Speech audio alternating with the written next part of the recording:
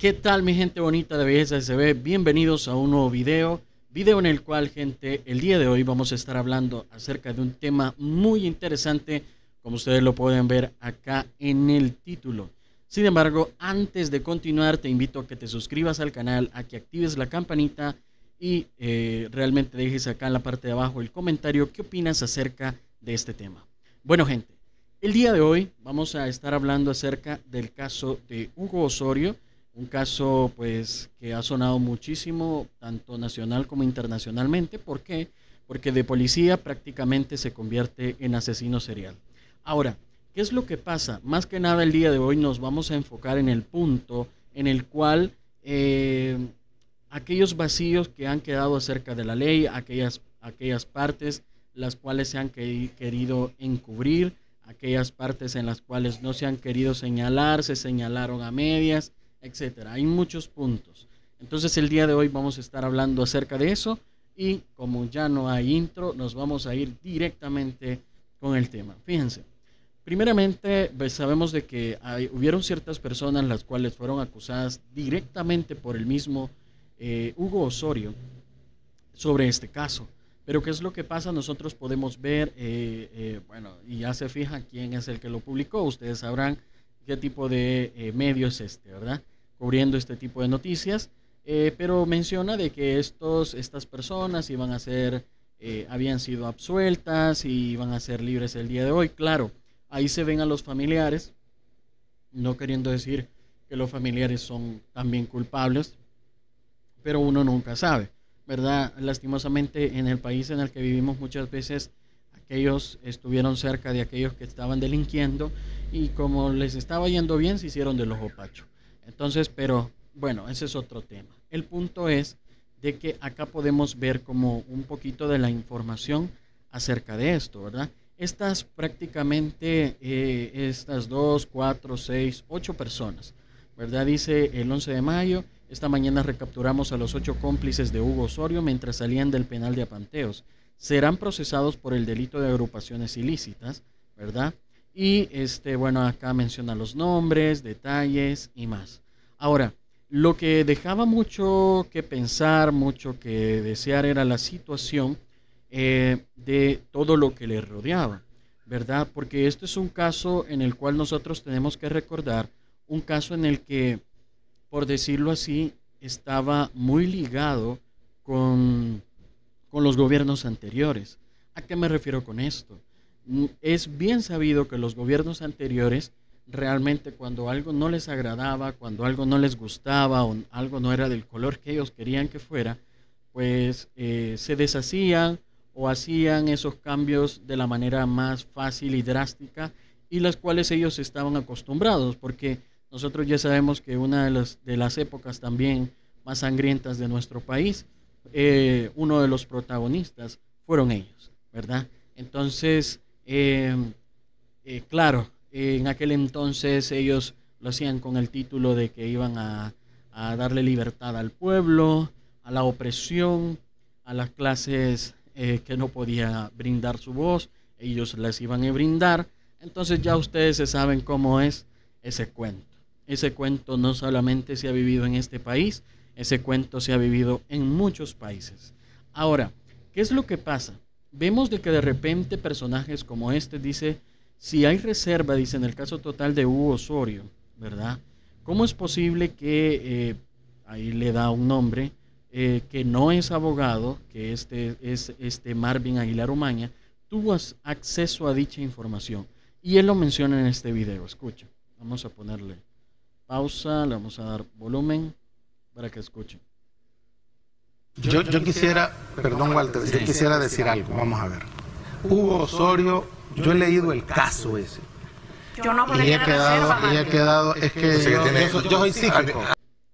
Y entonces, después de que le dicen que no se supone que eso estaba como en reserva, entonces él dice que es psíquico, o sea, todavía lo toma como una manera cómica y todavía, aparte de que lo toma cómico, o sea, ¿qué es lo que pasa con todas aquellas personas que fueron asesinadas por este personaje? ¿Verdad? Que algunos lo autonombran como monstruo, a otros no les gusta que le pongan ese título, sino que pues le deberían de poner un título más bajo, son los comentarios de las personas. Ahora, en esta parte lo que yo les quería comentar era, verdaderamente vemos de que, por ejemplo, esta jueza, ¿verdad? Como se menciona acá, dice Hugo Osorio, ni siquiera se le asignó la pena de 50 años, lo condenó a 35 años la jueza que fue nombrada por la administración de la antigua Sala de lo Constitucional, la que defiende la oposición, sus ONGs y aliados internacionales, es un ejemplo de la corrupción y venta de justicia. Bueno, y eso claramente nosotros estamos así, o sea, para los gobiernos anteriores era un negocio en el cual hubiera delincuencia, era un negocio en el cual, bueno, las ONGs son las que más se alimentaban a bolsillos llenos de cifras de 200,000 para arriba, de que porque vamos a ir y vamos a hacer este estudio con fulanitos de tal, y entonces agarraban, ocupaban a lo mejor unos sus $5,000 en ese trabajito, y entonces lo demás, los otros 195,000 que los hacían, bueno, ustedes lo pueden ver plasmado, que ellos tienen grandes casas, grandes carros, y se hicieron de muchas cosas. Ahora, ¿qué es lo que pasa? Ahora no pueden venir y decir, miren, es que queremos solicitarle tantos miles para poder trabajar con estas personas para que puedan cambiar y para que así el pueblo salvadoreño pueda estar bien. Ya no lo pueden hacer, gente. Ya no lo pueden hacer. Entonces, ¿qué es lo que pasa? Vemos que todas estas circunstancias, lógicamente para ellos ha venido en decaída. ¿Por qué? Porque ya no pueden hacer nada, ya no pueden estar gastando o estar pidiendo o estar engañando a personas de afuera para que les manden, porque ya no lo van a hacer. El país ya no lo necesita. Ahora, ¿qué es lo que pasa? Nosotros vemos estas circunstancias, pero ¿qué era lo que yo les decía para los que no conocemos un poquito acerca de este caso? Hay un video en YouTube que a mí me agradó mucho, lo estuve viendo, el video o el canal para que ustedes lo puedan ver, se llama Caso, Crimen y Misterio. Así se llama el canal, tiene 152,000 suscriptores y este video fue publicado hace 7 meses. El punto es que acá se relata cómo vino pasando todas estas circunstancias y en las cuales era algo en el que Hugo Osorio no estaba trabajando solo. O sea, sí, como este psicópata trabajó solo en ciertos aspectos, ciertas circunstancias, para ciertos puntos, porque vemos de que aquellas personas que llegan a ser sanguinarios en este punto, pues llegan, y va a sonar feo el término, pero lo llegan a hacer como que si fuera esto un deporte, ¿entienden? Entonces para ellos es como practicarlo esto, ellos se sienten bien. Claro, no sé cómo cabería esa palabra en ese aspecto, porque lógicamente se trata de quitar vidas, de desaparecer cuerpos. Ahora vemos que esta es una circunstancia, una red en la cual no solamente, como yo se los decía al principio, de él, que pasó de ser policía a ser prácticamente como una especie de sicario, porque ¿qué es lo que pasa? Si él realizaba asesinatos por él en lo individual, como él, como tal, con sus ideas, sus planes, sus objetivos y el porqué de él. Pero al mismo tiempo también, si alguien quería desaparecer a alguien o alguien había cometido un delito y quería desaparecer el cuerpo, él era la persona que debían de contactar para poderlo hacer. Ahora la pregunta aquí es, ¿cómo era posible de que esa circunstancia era conocida, pero no era conocida ante las autoridades, pero no era dada a conocer ante los medios? Pero, ¿qué pasa? Vemos de que incluso personas que estaban metidas en el gobierno pueden estar metidas acá porque están tratando la manera de que el caso de él se haga lo más como que no se le dé la rigurosidad que se le debería de dar. O sea, que no se le dé el castigo que se le debería de dar. Imagínense de pasar de 50 años a 35, cuando no solamente fue un asesinato, fueron 2, 3, 4, etcétera. O sea, fueron más de uno. ¿Y cómo es posible que alguno que quizás cometió un asesinato, y no quiero desmeritar de que un asesinato no vale lo mismo que 20, pero ese que es uno lo condenan a 50 años y este que hizo más de 10 no le cae el peso de la ley, lo llevan donde una jueza en la cual prácticamente estaba pagada? O sea, quieren estos que están trabajando y que vienen de los gobiernos anteriores, quieren desmeritar el gobierno actual. Lógicamente el presidente no iba a permitir que se salieran con las suyas. Lógicamente esta jueza ya ha de estar siendo investigada. Lógicamente esta jueza, yo se los apuesto 100% que en un par de meses, si no es que en un par de semanas, también va a caer. ¿Por qué? Porque ahora ya no podemos, en nuestro país ya no podemos andar con esa circunstancia. Entonces, esto es uno de los puntos que yo quería mencionar. Ahora, si tú quieres conocer la historia acerca de él, vamos a escuchar un pequeño momento acerca de esta historia, ¿verdad? Acerca de esta historia en la cual nosotros podemos ver en este canal que yo les menciono, que lo han puesto así, lo han titulado así, como este monstruo de Chalchuapa, ¿verdad? La macabra historia de este monstruo de Chalchuapa. Vamos a ver unos pequeños cortos cómo empieza esta historia de acuerdo a este video.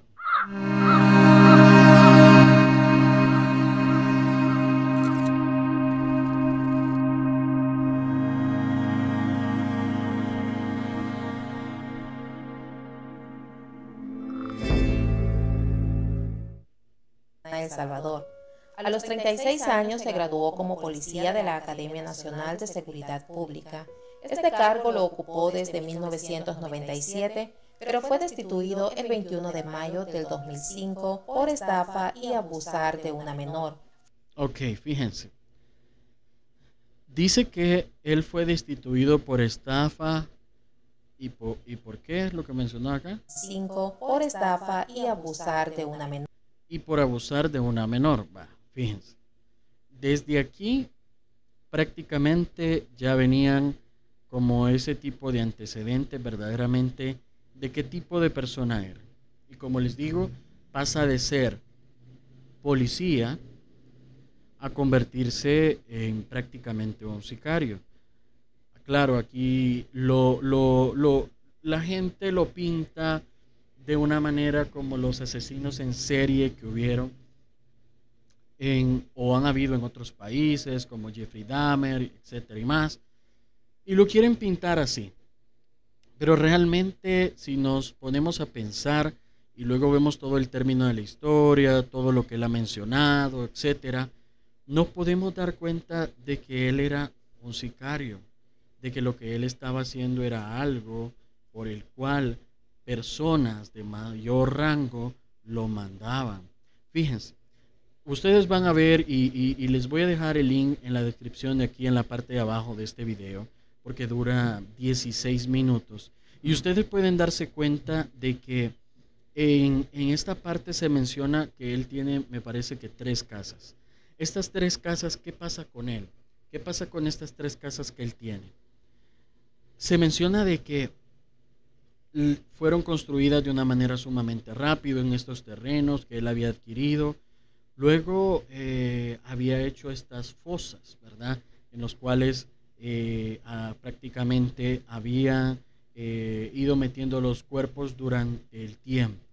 Entonces, aquí, claro, se menciona como lo que ha salido a la luz acerca de la investigación, pero hay muchas cosas, como por ejemplo, de aquellos que trabajaron, que en este video se menciona de manera pequeñita, por decirlo así, que hubo otro militar o exmilitar que trabajó con él, otros policías y así, ¿verdad? Entonces, claro, lo que nosotros tenemos que ver en este caso es de que en aquel entonces lo que más abundaba en todas las áreas que tenían conexión con el gobierno que era la corrupción, los asesinatos. O sea, como les digo, en nuestro país, en El Salvador, aunque suene muy mal, era un negocio. La violencia era un negocio. Entonces, si la violencia era un negocio, claramente, qué es lo que iba a pasar, qué es lo que iba a suceder, las personas que no estaban tan bien de su cabeza como Hugo Ernesto Osorio Chávez, pues se iba a aprovechar de esa circunstancia. Entonces, aquí vamos a ir viendo en este video cómo se va plasmando todas estas cosas, cómo hubieron maneras en las cuales él pudo detenerse, aquellos chispazos en los cuales la policía tuvo que ponerle, como quien dice, coco, o no solamente la policía, sino que la fiscalía, los jueces, o sea, toda esta circunstancia. Lo hicieron como que si todo les resultaba fácil, como que si todo se les realizaba como que de manera natural y como que pasan los años y no nos damos cuenta que esto está pasando, aunque lo tengamos enfrente de nosotros, ¿verdad? Entonces sigamos viendo otro pequeño fragmento acerca de esto. Menor fue sentenciado a 5 años de prisión, condena que cumplió en el penal de Apanteos. En el año 2017, Osorio llegó a la colonia San Antonio, ubicada en Cojutepeque. Allí alquiló una vivienda, pero a los pocos meses alquiló una más grande para mayor comodidad. Sus vecinos se sorprendieron cuando en poco tiempo compró un terreno y construyó una casa donde vivía María, la madre de sus 2 hijos, la cual visitaba una vez por semana. Residentes de la zona aseguran que a Osorio le gustaba platicar con las muchachas de la zona. Una de ellas era Daniela Peña, una estudiante de 14 años de edad que desapareció el 26 de octubre del año 2018 y de quien se desconoce su paradero. Los primeros días del mes de mayo 2021, Osorio invitó a una familia vecina al Turicentro Apulo en Ilopango. Al regresar les hizo una segunda invitación, pero esta sería a un balneario en Santa Ana. El 5 de mayo del 2021, Osorio debía regresar a su casa en Chalchuapa y así lo hizo. Sus vecinos lo describen como alguien amable que no se metía con nadie, por lo que era considerado una buena persona. Pero este concepto cambió la noche del 7 de mayo del 2021, cuando las autoridades policiales y los mismos vecinos descubrieron algo aterrador. El sueño americano de Alexis. Alexis Palomo Lima, de 24 años de edad, era un estudiante de 4º año de medicina. Vivía con su familia materna en Chalchuapa y su madre Mirna, de 57 años de edad, tenía una tienda para ayudarse con los gastos de la casa. Osorio comenzó a frecuentar el lugar. Uno de esos días, Mirna le comentó que su hijo abandonaría la universidad por la situación económica, ya que las ventas habían bajado en la cuarentena y era difícil pagar la cuota mensual. Osorio le dijo que su hermano ofrecía servicios como coyote y podía llevarlo a Estados Unidos por $7,000. Mirna le comentó a Alexis, quien entusiasmado comenzó a planear el viaje del sueño americano, sin importarle los 2 años de carrera. Mirna le comentó a su padre José que no contaban con el dinero. Él se ofreció para hipotecar la vivienda, arriesgándose si su nieto pasaba o no al otro lado, pero quería que Alexis lograra una mejor calidad de vida en el extranjero. Entonces, gente, bueno, realmente, si ustedes ven el video completo, yo les voy a dejar el link. Yo sé que está muy interesante, bastante trabajo también para realizar este tipo de videos. Entonces, como les menciono, solamente íbamos a ver un pequeño fragmento para que ustedes se den cuenta de las circunstancias. Bueno, de acuerdo a este documental, por decirlo así, o a este video de recopilación de esta historia, realmente la manera en la cual él trabajaba era así. Digamos, para lo de su parte, su gusto propio, por decirlo así. Realmente suena bien feo si vemos el trasfondo, pero él era así, o sea, era una persona de que no era capaz, por decirlo así, de hablar con alguien, de conquistar a esa persona y de convencerla por su forma de ser, forma de actuar, como lo sabemos que lo podría llegar a ser una persona común y corriente, pues, ¿verdad? Sin embargo, lo que nosotros tenemos que ver en este caso es de que todas las facilidades que a él se le daban, todas las facilidades que a él se le brindaban. Bueno, él hacía de que tenía un grupo musical, que les podía sacar música, que los podía lanzar a la fama. Ustedes lo van a ver en en este mini documental. El punto es la parte del final. En la parte del final se menciona claramente cómo toda esta circunstancia no era gestada específicamente por él, o sea, solamente él, sino que habían más personas. Y este es el punto que nosotros tenemos que conocer.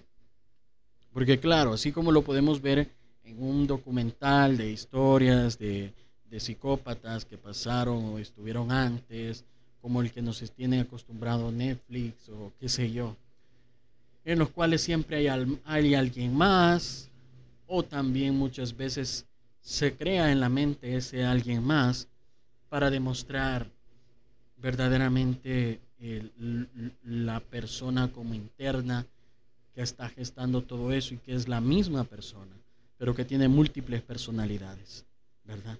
Eso lo pueden ver ustedes si gustan. Yo hace poco estaba viendo el documental de No te metas con los gatos, algo así se llama, que está en Netflix. Van a ver qué interesante es toda esa circunstancia, investigación y más. Pero voy a poner, a ver si en esta parte final es donde nos habla acerca de esos puntos que yo le menciono. Permítanme. Mayor que tendrían un nuevo lugar para jugar. María asegura que ella y sus hijos han sufrido el rechazo de sus vecinos. En febrero de 2022, la fiscalía y policía se retiraron del lugar y el pequeño observó que habían sellado el patio. Le preguntó a su madre por qué los hombres se fueron. María le respondió que el dinero no les había alcanzado para terminar de construir la piscina. El 10 de junio de 2022, un juez sentenció a Hugo Osorio, de 53 años de edad, a 70 años de prisión por los crímenes de Mirna Cruz, de 57 años, y Jacqueline Cristina Palomo, de 26. La fiscalía solicitó la pena máxima de 50 años por cada crimen. Sin embargo, el juez aseguró que el promedio de vida de un salvadoreño es 73 años, por lo que consideró innecesario condenarlo a la pena máxima. A la fecha guarda prisión en el penal de máxima seguridad de Zacatecoluca. Si Jacqueline esa noche no hubiera tenido la oportunidad de salir corriendo y alarmar a los vecinos, este sujeto seguiría cometiendo más crímenes en silencio, como lo hizo a lo largo de una década, generando más dolor en las familias salvadoreñas. Entonces, como lo podemos ver, bueno, ahí se habla acerca de la conclusión, ¿verdad? Acerca de este caso.